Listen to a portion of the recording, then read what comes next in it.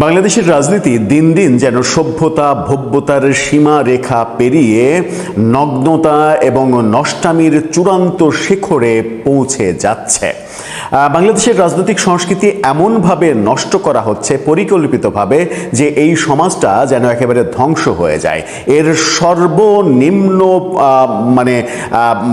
একেবারে অবস্থা যেটা দেখেছি আমরা ইউনূসীয় যুগে, ইউনূসের আমলে বাংলাদেশকে সভ্যতার অনন্য উচ্চতায় নিয়ে যাওয়ার পরিবর্তে বাংলাদেশের রাজনৈতিক সংস্কৃতিটাকে গালিবাজির সংস্কৃতি, মবের সংস্কৃতি, নোংরামির সংস্কৃতি, কবর রচনা করার সংস্কৃতিতে নিয়ে যাওয়া হয়েছে, যার ধারাবাহিকতা এখন চলছে, কোনোভাবেই থামানো যাচ্ছে না। এক পক্ষ সারা দেশে মব করে দেশটাকে ধ্বংসের একেবারে চূড়ান্ত শিখরে নিয়ে গেছে, অন্য পক্ষ যখন প্রতিশোধ পরায়ণ হচ্ছে তখন অবস্থাটা কোন দিকে দাঁড়াবে, কোন দিকে যাবে সেটা আমরা খুব সহজেই বুঝতে পারি। কদিন আগেই জুলাই সিডিআই এভাবে লেখা ব্যাপারটাকে মেহের আফরোজ শাওন যেটা লিখলেন, সেই লেখার পরিপ্রেক্ষিতে তাকে মারার জন্য, নাক মুখ ফাটিয়ে দেওয়ার জন্য পুরস্কার ঘোষণা করলেন একটা বিশ্ববিদ্যালয়ের ছাত্র সংসদের জিএস। সেই ঘটনার সমালোচনা করলেন যে সাংবাদিক, সেই সাংবাদিককে আবার পাল্টা হুমকি দিলেন, তাকে মারার পুরস্কারের ব্যাপার আসলো। এই অসভ্যতার যে ব্যাপার, সেই অসভ্যতার ব্যাপারের প্রতিশোধ নিতে এবার প্রতিপক্ষ অর্থাৎ আওয়ামী লীগের একটা অংশ কিংবা আওয়ামী লীগ তাদের কোনো একটা ইউনিট, তারা আবার নতুন করে অসভ্যতার চূড়ান্ত ব্যবস্থা নিচ্ছে। সেই ব্যাপারটা আমরা দেখছি। একদিকে জুলাই সিডিআই বলার জন্য পুরস্কার ঘোষণা করা হচ্ছে, অন্যদিকে জুলাই যোদ্ধাদের মারার জন্য পুরস্কার ঘোষণা করা হচ্ছে।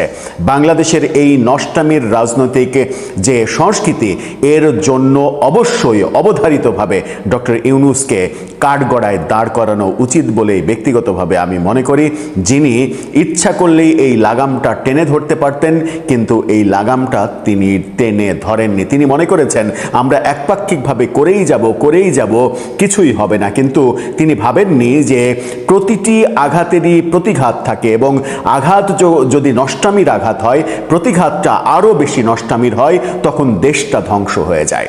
চলুন কিভাবে জুলাই যোদ্ধাদের মারার জন্য পুরস্কার ঘোষণা করা হলো, কোথায় হলো, সেটা একটু বুঝে দেখি, এবং এই প্রতিশোধের এই খেলাটা বাংলাদেশে চলতে থাকলে বাংলাদেশটা কোন পর্যায়ে যাবে সেটা একটু বুঝে ওঠার চেষ্টা করে এই ভিডিওতে থাকবেন। দর্শক, বলছিলাম প্রতিশোধের রাজনীতি, নোংরামির রাজনীতি, নিকৃষ্টতার সর্বনিম্নে যাওয়ার রাজনীতি, সেই রাজনীতি থেকে আমাদের মুক্তি বোধহয় খুব সহসা মিলবে না। নড়াইলে যে ঘটনাটা ঘটেছে সেটা একদিক থেকে আপনি হাস্যকর ভাবতে পারেন, মজা নিতে পারেন, যে হ্যাঁ এক পক্ষ তো মজা নিতেই পারে যে জুলাই সিডিআই বললে তোমরা পুরস্কার ঘোষণা করবা, এবার দেখো জুলাই যোদ্ধাদের মারার জন্য আমরা পুরস্কার ঘোষণা করেছি কিংবা তারা পুরস্কার ঘোষণা করেছে।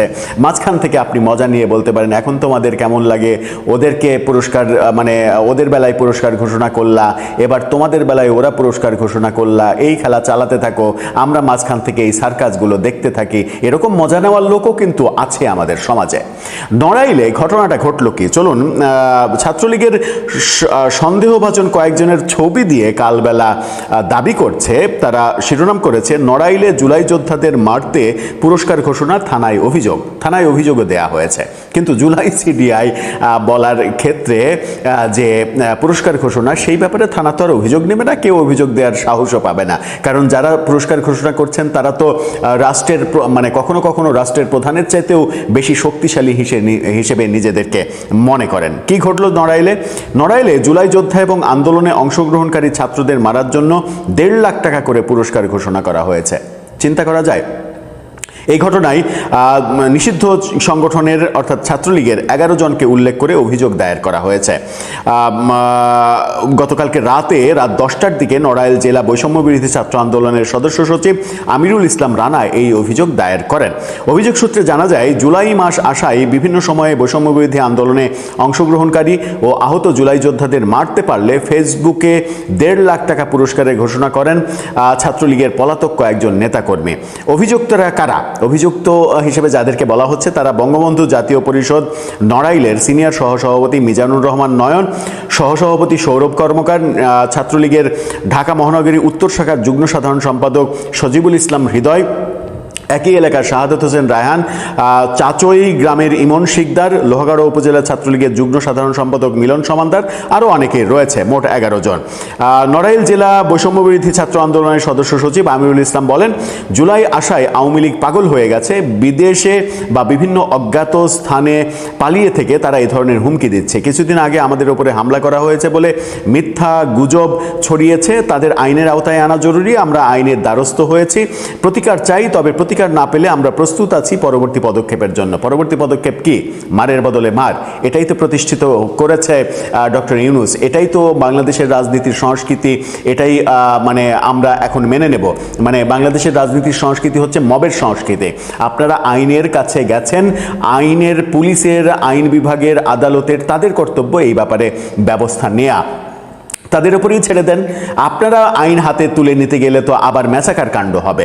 দুই পক্ষ যখন সামনাসামনি হবেন তখন তো অবস্থা খারাপ হবে। কিন্তু এখানে এটাও বলা জরুরি নিরপেক্ষতার স্বার্থে, কারণ আওয়ামী লীগের লোকজন আবার বেশি রাগ করতে পারেন। নিরপেক্ষতার স্বার্থে এই কথা বলছি যে জুলাই যোদ্ধারা তো থানায় যেতে পারছেন, অভিযোগ করতে পারছেন, মামলা করতে পারছেন এবং তাদেরকে ফ্যাসিস্ট হিসেবে বলতে পারছেন, পত্রিকাতে ছবি প্রকাশিত হচ্ছে তাদের। কিন্তু জুলাই সিডিআই তারা যখন বলছে তাদেরকে মারার জন্য পুরস্কার ঘোষণা যখন আপনারা করছেন, তখন তারা কি থানায় যেতে পারছে? তারা কি মামলা করতে পারছে?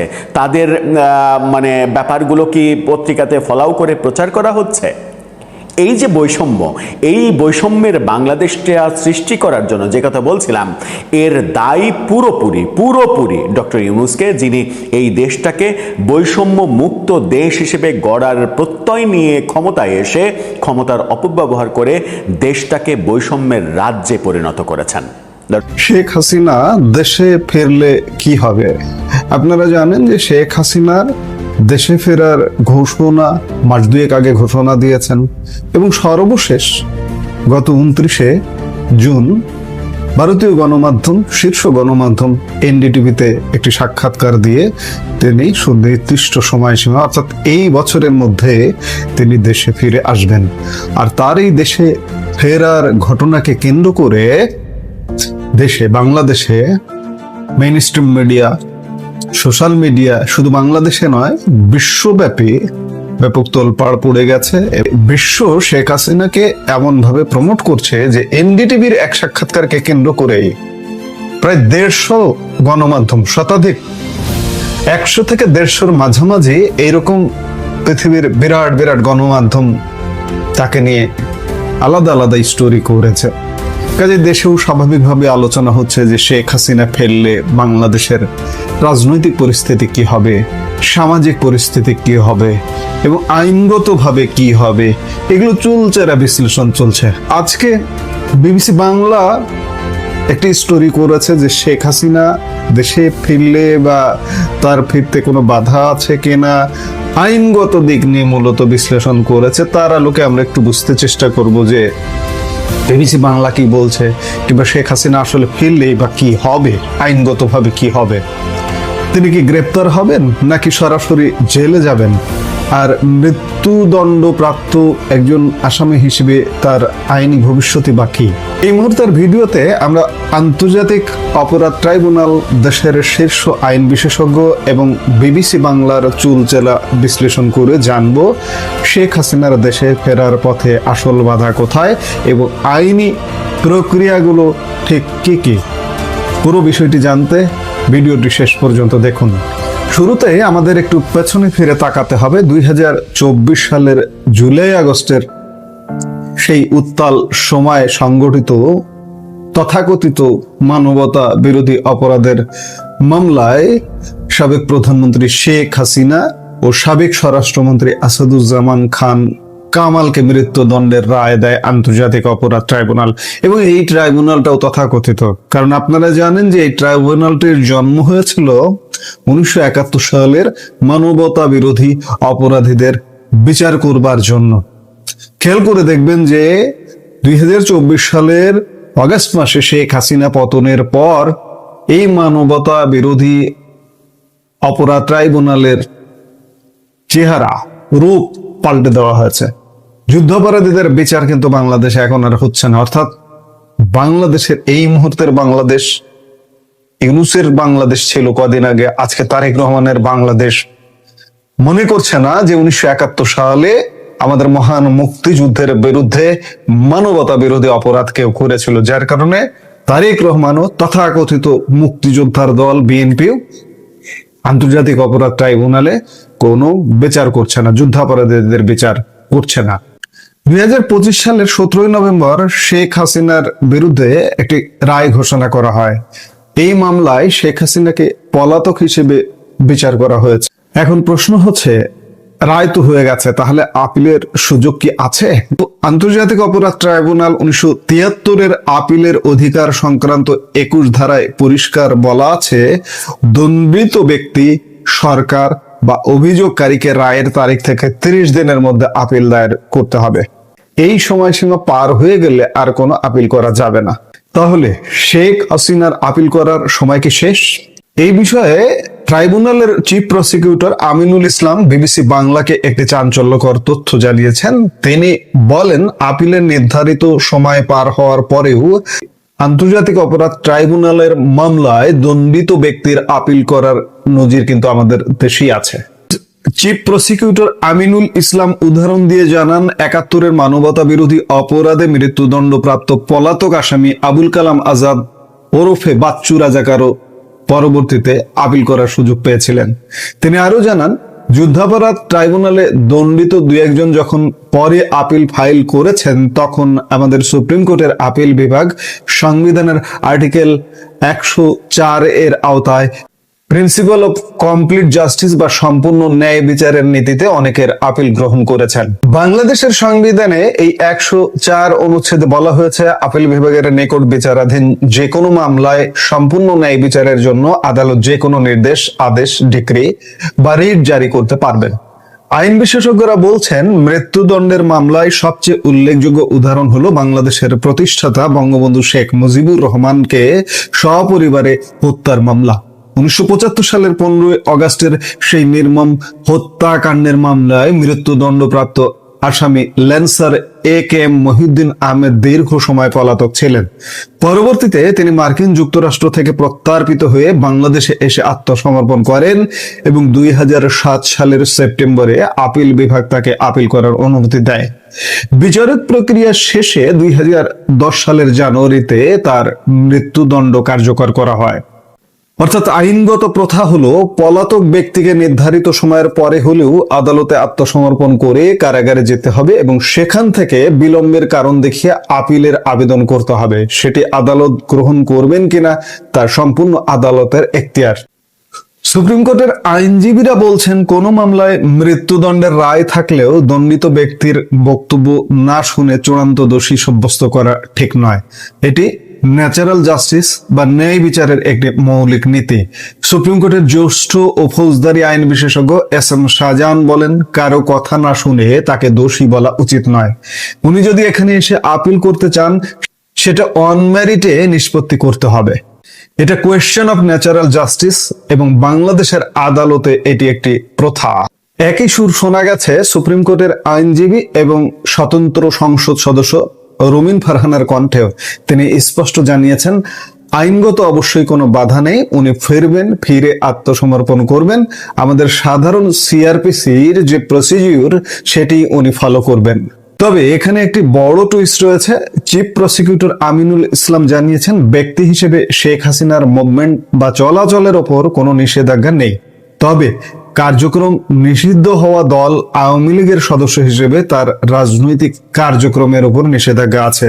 তিনি বলেন, একজন ফিউজিটিভ বা পলাতকের পক্ষে কোনো আইনগত সুবিধা পাওয়ার সুযোগ নেই। তাকে অবশ্যই দেশে আসতে হবে, এই ট্রাইব্যুনালেই সারেন্ডার করতে হবে, জেলে যেতে হবে এবং সেখান থেকে আপিল ফাইল করতে হবে। এবার আসা যাক সবচেয়ে বড় ও বাস্তবসম্মত বাধায়। শেখ হাসিনা চাইলেই কি কালকেই বিমানে চড়ে দেশে চলে আসতে পারবেন? সুপ্রিম কোর্টের জ্যেষ্ঠ আইনজীবী মঞ্জিল মোর্শেদ বিবিসি বাংলাকে একটি অত্যন্ত গুরুত্বপূর্ণ পয়েন্ট মনে করিয়ে দিয়েছেন। তিনি বলেন, দেশ ছাড়ার সময় শেখ হাসিনার কাছে যে লাল পাসপোর্ট বা কূটনৈতিক পাসপোর্ট ছিল, পরবর্তী সরকার সেটি বাতিল করে দিয়েছে। এর অর্থ হলো, এই মুহূর্তে শেখ হাসিনার কাছে কোনো বৈধ পাসপোর্ট নেই। তাহলে তিনি ফিরবেন কিভাবে? পাসপোর্ট ছাড়া তো কোনো আন্তর্জাতিক বিমানে চড়া অসম্ভব। এর একমাত্র উপায় হলো ট্রাভেল পাস। মঞ্জিল মোরশেদ অতীত উদাহরণ টেনে বলেন, বর্তমান স্বরাষ্ট্রমন্ত্রী সালাউদ্দিন আহমদ যখন শেখ হাসিনার আমলে ভারত থেকে ফিরতে চেয়েছিলেন তখন তিনি ট্রাভেল পাস চেয়েও পাননি। মঞ্জিল মোরশেদের ভাষায়, সরকার যদি বিরুদ্ধে থাকে তবে সাধারণত ট্রাভেল পাস দেয় না, সরকার যদি ট্রাভেল পাস দেয় তবেই তিনি দেশে আসতে পারবেন, আর দেশে ফেরার ক্ষেত্রে এটি সবচেয়ে বড় বাস্তব বাধা। তবে যদি তিনি ট্রাভেল পাস পেয়ে যান এবং দেশে পা রাখেন, যেহেতু তার বিরুদ্ধে গ্রেপ্তারি পরোয়ানা জারি রয়েছে, তাই বিমানবন্দরে নামার সাথে সাথে তিনি গ্রেপ্তার হবেন। এরপর নিয়ম অনুযায়ী শেখ হাসিনা আপিল করলে এবং আদালত তা গ্রহণ করলে তার মৃত্যুদণ্ডের রায় স্টে বা স্থগিত হয়ে যাবে। আপিল দেরিতে করার কারণ হিসেবে নিরাপত্তার অভাব বা বিদেশে আটকা থাকার মতো যুক্তিগুলো আদালত বিবেচনা করতে পারে। এখানে আরেকটি নাটকীয় ঘটনা ঘটেছে। শেখ হাসিনার অনুপস্থিতিতে এই বিচার ও মৃত্যুদণ্ডের রায় নিয়ে জাতিসংঘ এবং হিউম্যান রাইটস ওয়াচের মতো আন্তর্জাতিক সংস্থাগুলো উদ্বেগ প্রকাশ করেছিল। আর এই রায়ের 5 মাসের মাথায়, অর্থাৎ 1 এপ্রিল, যুক্তরাজ্যের একটি বিখ্যাত ল ফার্ম কিংসলি নেপোলির মাধ্যমে আন্তর্জাতিক অপরাধ ট্রাইব্যুনালে একটি চিঠি পাঠান শেখ হাসিনা, যেখানে এই বিচারকে অবৈধ ও আন্তর্জাতিক আইনের পরিপন্থী এবং মৃত্যুদণ্ড কার্যকর করা হলে তা বিচার বহির্ভূত হত্যাকাণ্ড হবে বলে দাবি করা হয়। আওয়ামী লীগের কেন্দ্রীয় নেতা মোহাম্মদ আলী আরাফাতও সে সময় চিঠির বিষয়টি বিবিসি বাংলাকে নিশ্চিত করেছিলেন। কিন্তু এখানেই শেষ নয়। ট্রাইব্যুনালের চিফ প্রসিকিউটর আমিনুল ইসলাম সম্প্রতি এক বিস্ফোরক দাবিতে জানিয়েছেন, অনলাইনে সার্চ করে বা সশরীরে খোঁজ নিয়ে ওই ব্রিটিশ ল ফার্মের কোনো বাস্তব অস্তিত্বই তারা খুঁজে পাননি। আশ্চর্য বিষয়।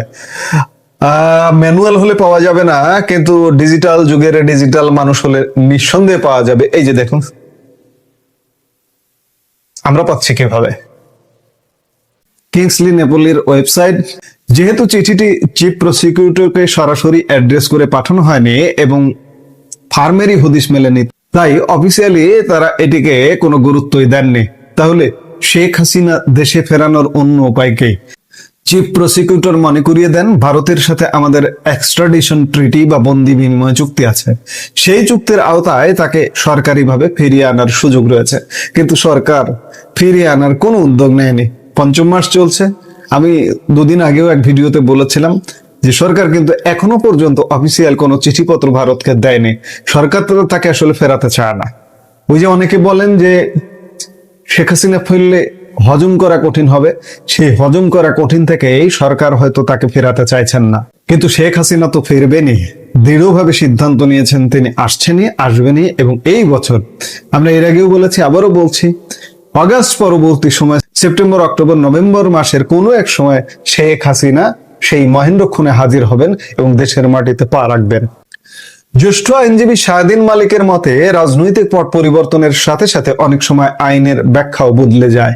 সময় পার হলেও আপিল গ্রহণ করা হবে কিনা তা সম্পূর্ণ আদালতের রাজনৈতিক ও আইনি সদিচ্ছার উপর নির্ভর করছে। তো দর্শক, লাল পাসপোর্ট বাতিল, ট্রাভেল পাসের জটিলতা আর ট্রাইব্যুনালে আত্মসমর্পণের এই দীর্ঘ আইনি প্রক্রিয়ার বেড়াজাল ডিঙ্গিয়ে শেখ হাসিনা কি সত্যিই এবছর দেশে ফিরবেন, নাকি ভারতের আশ্রয়ে কেটে যাবে আরো দীর্ঘ সময়? আবারও বলছি যে শেখ হাসিনা দেশে ফিরবেন, যে কোনো উপায়ে দেশে ফিরবেন। তিনি গুলি খাবেন, তিনি জেলে যাবেন, ফাঁসি হবে, ইত্যাদি অনেক কিছু মাথায় নিয়ে তিনি দেশে ফিরবেন, ফিরতে যাচ্ছেন। যত বাধাই আসুক না কেন, আইনগত বাধা থাকুক, রাজনৈতিক সিনারিও পরিবর্তন হোক, সামাজিক সিনারিও পরিবর্তন হোক, যেভাবে হোক, শেখ হাসিনা দেশে ফিরবেনই। এখন পর্যন্ত আমরা সেটাই বুঝতে পারছি। এই মুহূর্তের ভিডিও থেকে বিদায় নিতে চাইছি। দেখা হবে পরবর্তী ভিডিওতে।